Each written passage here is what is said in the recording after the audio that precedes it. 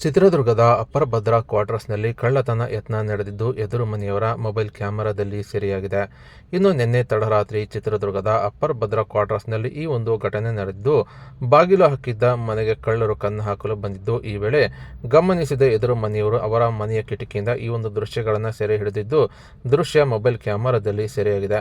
ಇನ್ನು ಕಳ್ಳರ ಈ ಒಂದು ಕೃತ್ಯ ಎದುರು ಮನೆಯವರ ಮೊಬೈಲ್ ಕ್ಯಾಮೆರಾದಲ್ಲಿ ಸೆರೆಯಾಗಿದ್ದು, ಕಳ್ಳರು ಓಡಾಡುವ ದೃಶ್ಯಗಳನ್ನು ಸ್ಪಷ್ಟವಾಗಿ ಕಾಣುತ್ತಿದ್ದು, ಮನೆಯ ಬೀಗ ಒಡೆಯಲು ತಡಕಾಡಿದ ಕಳ್ಳರು ತದನಂತರ ವಿಫಲ ಯತ್ನ ನಡೆಸಿ ಸ್ಥಳದಿಂದ ಕಾಲ್ಕಿತ್ತಿದ್ದಾರೆ.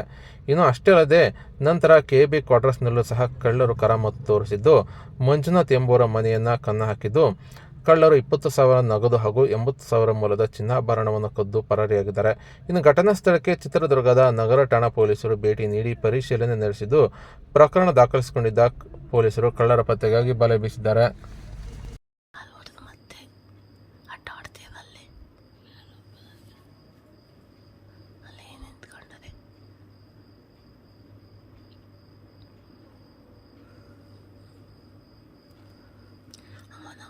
ಬಂದಿದ್ದು ಕಾಣ ಯಾವುದು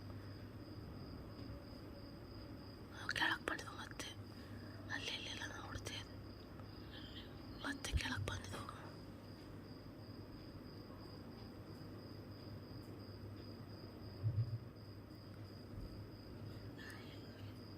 ನಾಯಿ ಎತ್ಲಾಗ ಹೋಯ್ತು ಅನ್ನ ಒಂದು